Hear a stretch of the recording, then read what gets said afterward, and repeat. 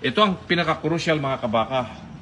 Dito sa panganganak ng ating inahin ay kailangang dilaan niya po yung kanyang anak. Pag hindi po niya dinilahan yan ay medyo sablay po tayo. Pagod itong inahin natin. At may mga inahin na ayaw nilang tanggapin yung kanilang anak at bubunuin nila yon. So yun ang ating tinitignan. Dilaan mo. Habang pahiga ka, inamoy niya. Ayan mga kabaka, ayun ang pinaka-importante sa lahat. Yung pagdila niya sa anak niya. Yan, nakaginhawa na tayo. Nakaraos na tayo sa stage nitong successful delivery ng ating inahin. So tanggap niya yung kanyang anak. Ang susunod na lang nating abangan mamaya ay kung mapapadede niya yung kanyang anak. Kasi may mga inahin na pag tinanggap nila yung anak nila ay hirap, ayaw magpadede kaagad.